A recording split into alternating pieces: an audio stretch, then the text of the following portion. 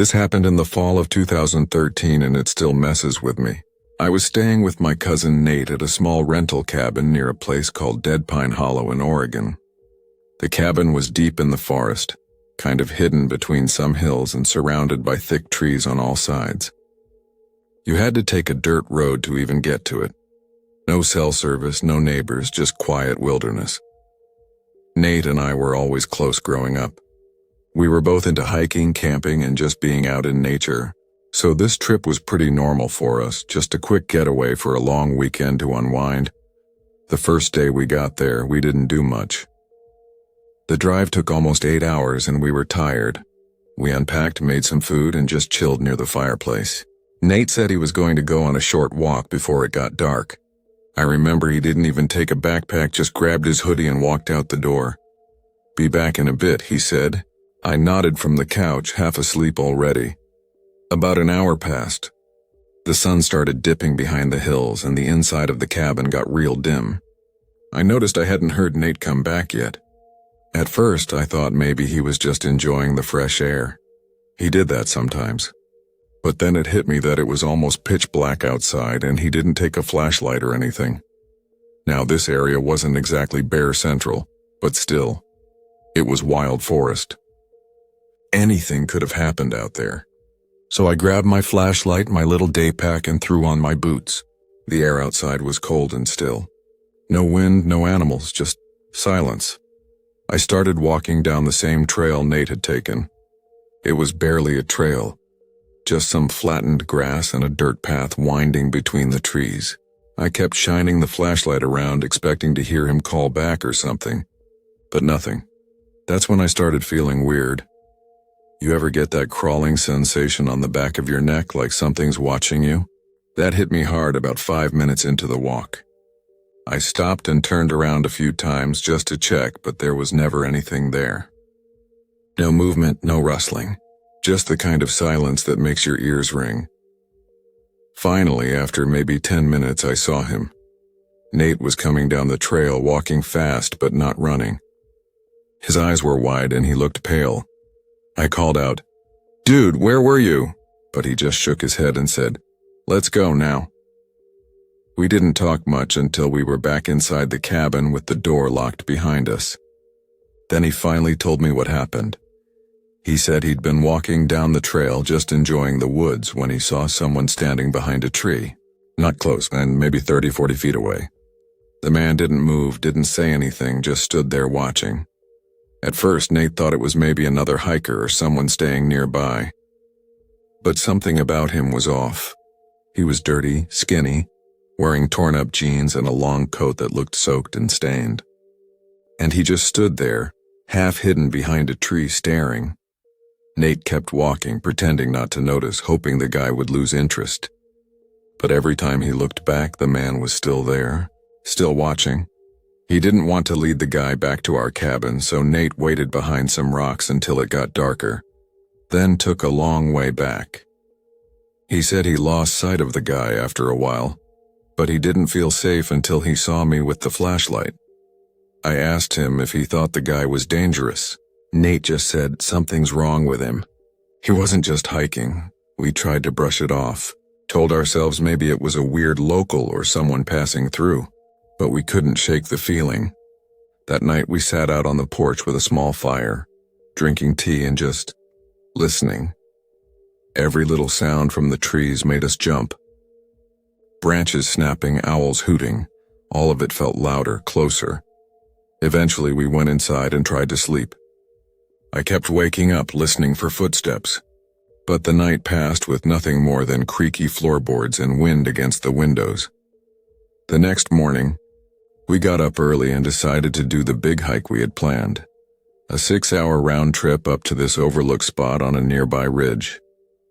It was exhausting, and by the time we got back, our legs were like jelly. Nate went straight to take a shower. I collapsed on the couch, still thinking about that guy in the woods. For some reason, I got up and peeked out the window. No reason, just instinct. The trees looked normal, but something felt wrong. A few minutes passed. Then I noticed something. The shower hadn't started. At that cabin, The water pump made this loud clunking noise when you turned it on. I hadn't heard anything. I called out, "Nate? You good?" Nothing. I got up and walked toward the hallway. The door to the bedroom was closed. I knocked. "Nate?" No answer. Something in me tightened up. Like a knot in my chest, I reached down and slowly opened the door a crack, and I saw him. Nate was in the corner of the room, kneeling. His eyes were huge. He looked at me and shook his head slowly, like he was silently begging me to go away. Then I saw why. There was a man in the room. He was standing a few feet away from Nate, not moving. Just standing there. His clothes were even dirtier than Nate described. Torn, soaked with something dark. His face was gaunt and his eyes were wide and bloodshot like he hadn't slept in years. And in his right hand, hanging low by his leg, was a gun. I didn't think. I didn't plan. I just charged. I slammed into him with everything I had. The gun went flying. Nate jumped up and tackled the guy from behind. We wrestled him down, both of us yelling, trying to pin him. He was screaming, not with words, just animal noises, growling, screeching, spitting. His nails clawed at my arms like he was trying to tear me open. He was strong, way stronger than he should have been. It took everything we had to get him on the floor and tie him up with some old extension cords we found. Nate sat on him while I ran outside to start the car. Thankfully, our bags were still packed from the hike. I loaded everything in, turned on the engine, then ran back. We grabbed the guy's gun, locked the cabin door behind us, and drove off. Even with the windows up, we could still hear him screaming. When we finally got back to the main road and had signal, we called the police. They went to the cabin the next day, but the man was gone. The cords we used to tie him were there, shredded and scattered. That was the worst part. He got out. Later, the police ran the serial number on the gun. Turned out it belonged to a man who went missing 5 years ago. They found his abandoned car miles away from the area we were in. No sign of him. Never found his body.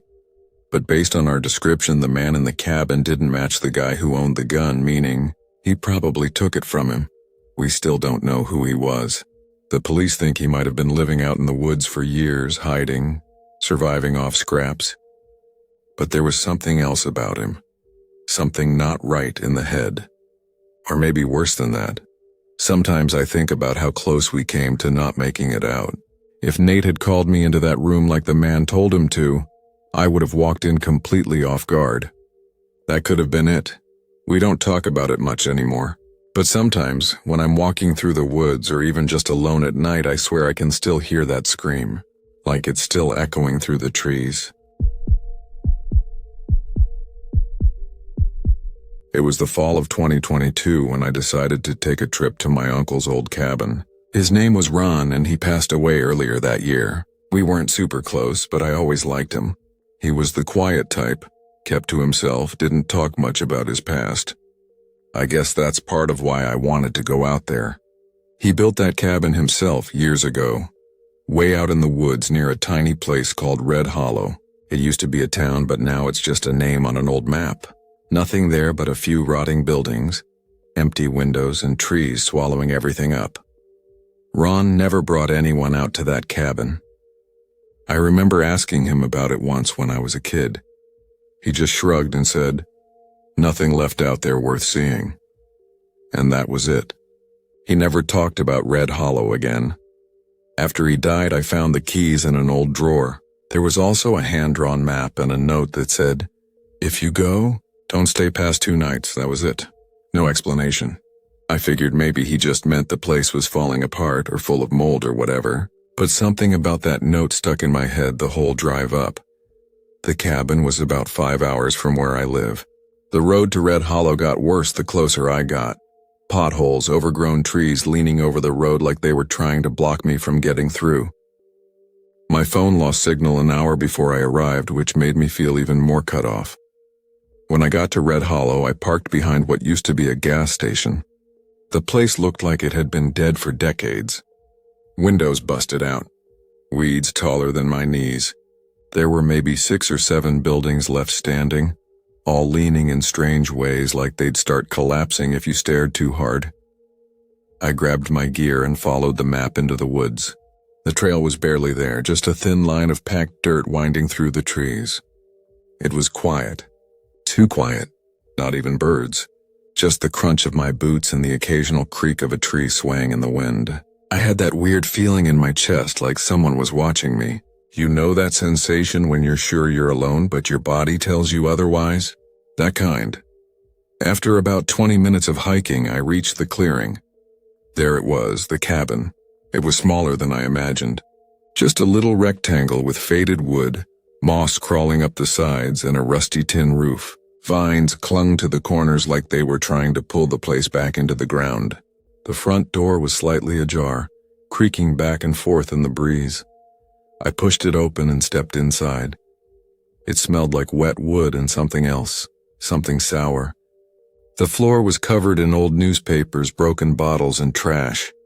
In the corner, a pile of rotting blankets looked like someone had squatted there once but left in a hurry. There were scratch marks on the inside of the door, long ones, too long to be fingernails. I cleared a space and set up my sleeping bag. It was already getting dark, and I was too tired to do any repairs that day. I ate a quick dinner, lit a small fire in the old stove, which still worked surprisingly, and tried to get some sleep, but I couldn't. Every time I drifted off, I jolted awake again, heart racing, covered in sweat. It wasn't the cold. It wasn't even a sound. It was just a feeling, like the cabin itself was holding its breath. Watching me, I think I slept in 10-minute bursts tops. Every time I opened my eyes, I expected to see someone standing over me. When the sun finally came up, I stumbled outside like a zombie and made some coffee on my little camping stove. The sky was gray, and the air felt heavier than it had the day before. I took a walk through the woods, hoping to shake off the bad night. That's when I found the overlook. It was just a small hill, but it rose high enough above the trees that I could see the whole valley. And out there, way off in the distance, was Red Hollow, just barely visible through the morning mist. And in one of the buildings there was a light. At first I thought maybe it was just the sun hitting a window weird. But no, it was flickering soft orange like firelight. Then it went out, no cars, no people. Just that one light and then nothing. I stayed on the hill a while watching, but it didn't come back. Back at the cabin, I tried to distract myself with work. I started cleaning up the outside, scraping away moss and fixing some of the loose boards. But I couldn't shake that feeling. Like I was being watched, like something was waiting for me to let my guard down. Every time I turned my back to the woods, I had to look again just to make sure no one was there. I told myself I was being paranoid. I was wrong. That night, after dinner, I lit the fire again and sat on the floor, staring into the flames. I was thinking about Uncle Ron, about how he never brought anyone here, about that note he left, and then I heard it, a soft crunch, like someone stepping on dry leaves. I turned my head toward the front door. Nothing. Another crunch. Closer. I held my breath and got up slowly, listening. The fire cracked behind me. The wind blew outside. And then, knock, knock, knock, 3 sharp knocks on the door. My heart nearly stopped. Then a voice. Ron? It was a man's voice, deep, calm, too calm. Ron, you in there? I couldn't move. I just stood there, frozen. How did he know my uncle's name? Ron, it's me. It's Daniel.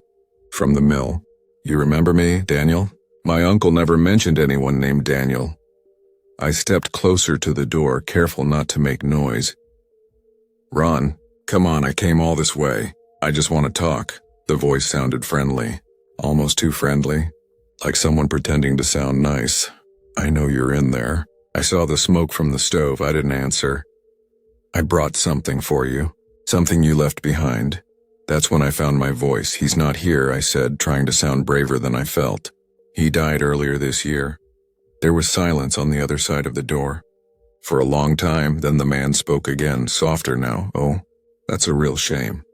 Real shame. I was hoping to see him one last time. I stepped back. Something about the way he said it didn't feel right. There was no sadness, no shock, just emptiness. Then his voice changed.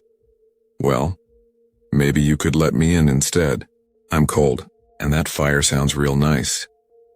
His tone was still calm, but now there was something underneath it, a tightness, like he was getting impatient. I don't think that's a good idea, I said. He paused. Your uncle always told me his boy would be kind. That sent a chill straight down my spine. I'm not his son. Close enough. Another long pause. Then bang, he slammed the door with his fist. Come on now. Don't be rude. I came all this way. I think I deserve a little hospitality. I backed away slowly, grabbing the hunting knife from my bag. The man outside kept talking. His voice got louder, angrier. The calm was gone. You gonna let me freeze to death out here? That what Ron would have wanted? He hit the door again, harder this time. Then again. The whole frame shook. I thought he was going to break it down. Then just like that, it stopped. No more yelling. No more banging. Just the sound of him walking away, crunching through the leaves. Back into the woods. I didn't sleep that night. I sat by the fire, clutching my knife, flinching at every noise. When the sun finally came up, I didn't wait. I packed my stuff in 5 minutes flat and ran down the trail like something was chasing me. My car was still there, untouched.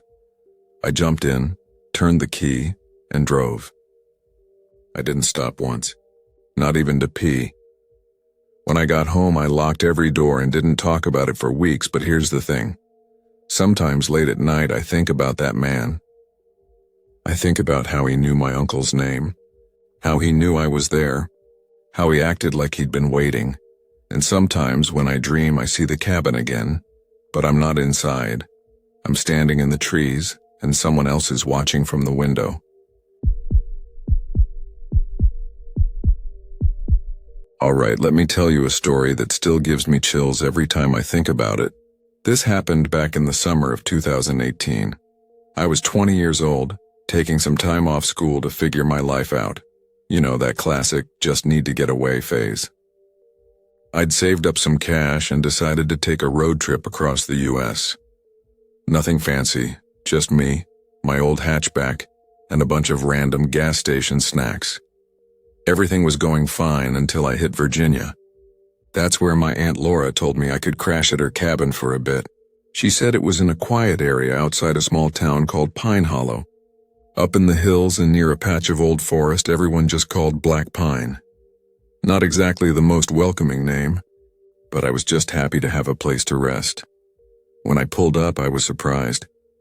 The cabin wasn't what I expected at all. I thought it would be old and musty, the kind of place with creaky floors and cobwebs in the corners.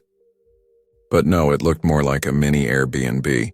Clean porch, big windows, even had solar lights lining the little gravel path up to the door. It was remote, sure, but not spooky. Not yet. I started unpacking, dragging my bags inside. It was quiet, almost too quiet. The kind of quiet where even the birds seem like they're holding their breath. I was heading back to the car for the last load when something stopped me. There was a man standing just beyond the tree line. I swear, I hadn't seen or heard anyone for miles. But there he was. Just standing there, not moving. He wasn't close enough for me to see his face, but he was facing me. No doubt about that. Not looking around, not walking by, just watching. I tried not to panic. I figured maybe he was just some hiker or a neighbor I hadn't seen before. Maybe he was just curious. Still, it felt wrong. The way he stood there so still, like he was waiting for something. I quickly grabbed the rest of my stuff, locked the car, and went back inside. When I peeked out the front window, he was still there. Same spot, same posture. I texted my aunt, "Hey, made it safe. Thanks again." BTW, is there anyone else on the property? Saw someone by the trees. She didn't respond right away, so I figured maybe she was busy. I tried to shake it off and started unpacking, but every now and then, I found myself glancing back at the window. Eventually, about an hour later, by this time, the sun had dipped behind the hills and it was getting dark. She replied, "Nope, It's all private land. 50 acres, fully fenced. No one should be out there. You locked the doors, right? My stomach dropped. That's when the fear really set in.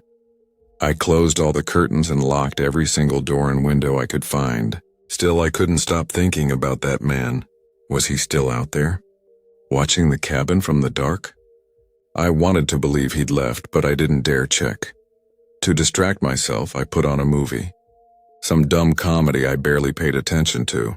The cabin had Wi-Fi, thank God, so I streamed it and curled up in the bedroom. For a while, things felt almost normal. But then I saw it. A flicker of movement in the corner of my eye, right by the window. There was a small gap where the curtain didn't quite close. I turned to look, nothing, just the reflection of the TV on the glass. But something felt off.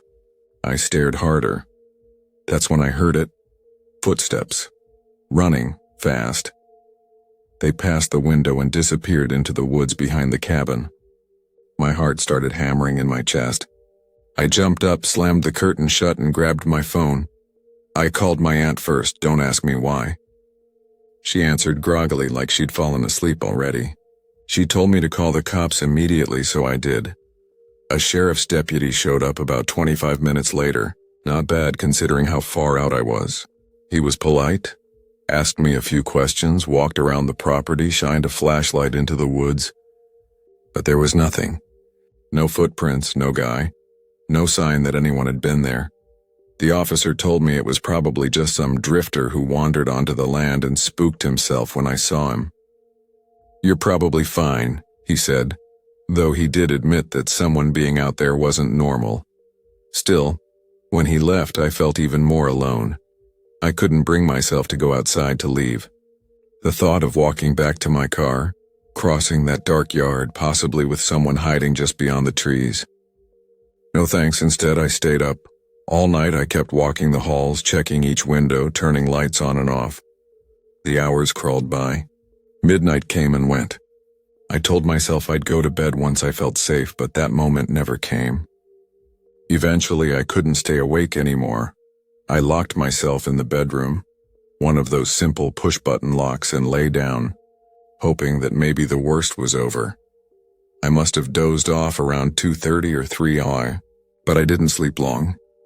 At 4 a.m. I snapped awake. There was a sound, a thump, then another.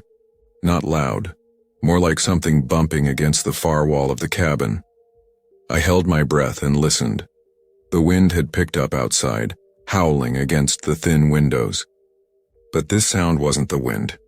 It was heavier, more deliberate, like something or someone was moving inside. I turned on the hallway light and slowly crept out of the bedroom. I didn't want to go far, just enough to peek toward the kitchen area at the other end of the house. That's when I saw it, a shadow, moving, then it stopped. For a long second, nothing happened, and then it started moving again, closer. And then, out of the darkness, a shape stepped into the hallway. He was tall, thin, wearing something dark. His head was tilted just slightly, like he was studying me. It was the man from the trees. I didn't scream. I couldn't.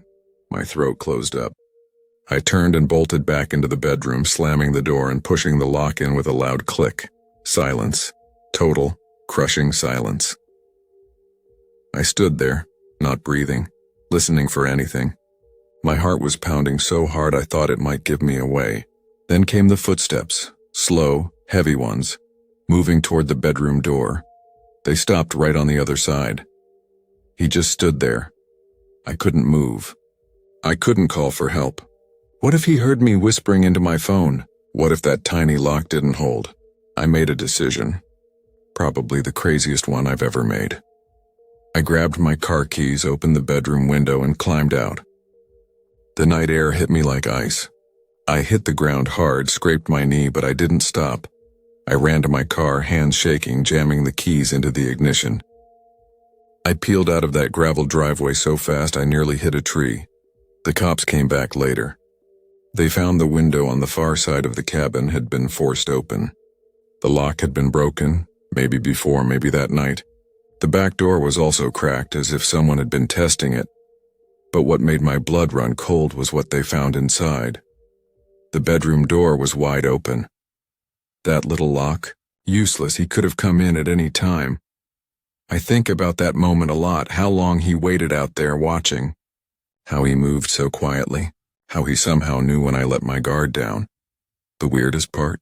I had only been there for a few hours when I saw him the first time, which means he was probably already watching before I even arrived, waiting for me.